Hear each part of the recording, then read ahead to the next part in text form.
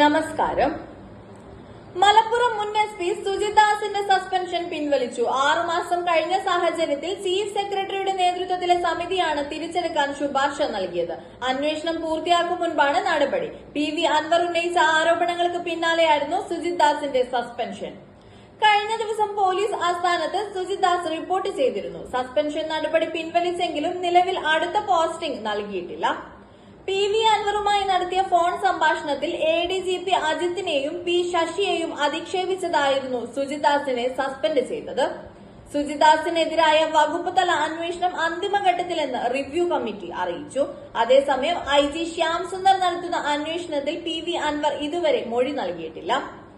ആരോപണം ഉന്നയിച്ചതിനൊപ്പം സുജിത് ദാസിന്റെ ശബ്ദരേഖ അടക്കം അൻവർ പുറത്തുവിട്ടിരുന്നു. MR അജിത് കുമാറിനൊപ്പം ഇദ്ദേഹത്തിന് സ്വർണ്ണക്കടത്ത് സംഘവുമായി ബന്ധമുണ്ടെന്ന് PV അൻവർ ആരോപിച്ചു. അതേസമയം ആരോപണങ്ങളിൽ സുജിത് ദാസിനെതിരായുള്ള അന്വേഷണങ്ങൾ തുടരുന്നുണ്ട്.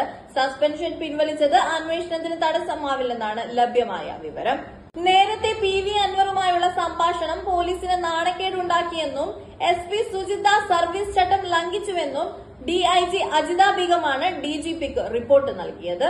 ഇതിന് പിന്നാലെയാണ് സസ്പെൻഷനിൽ മുഖ്യമന്ത്രി തീരുമാനമെടുത്തത്. PV അൻവർ MLAയുമായി SP നടത്തിയ സംഭാഷണമാണ് പുറത്തായത്. മലപ്പുറം SP ആയിരിക്കെ ഔദ്യോഗിക വസതിയിൽ നിന്നും മരം മുറിച്ച് കടത്തിയെന്ന ആരോപണം സുജിത് ദാസിനെതിരെയുണ്ട്.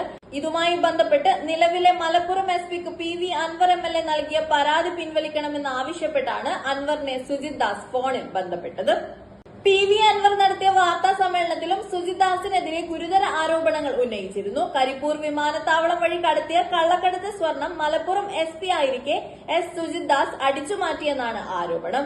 മുൻ മലപ്പുറം SP സുജിത് ദാസിന്റെ നേതൃത്വത്തിൽ കരിപ്പൂർ വിമാനത്താവളത്തിലെ കള്ളക്കടത്ത് സ്വർണത്തിന്റെ നല്ലൊരു ഭാഗം അടിച്ചുമാറ്റി. നേരത്തെ കസ്റ്റംസിൽ ജോലി ചെയ്തിരുന്ന സുജിത് ദാസ് ആ ബന്ധം ഇതിനായി ഉപയോഗപ്പെടുത്തിയതായും PV അൻവർ ആരോപിച്ചിരുന്നു. News desk മലയാളാക്ഷരം.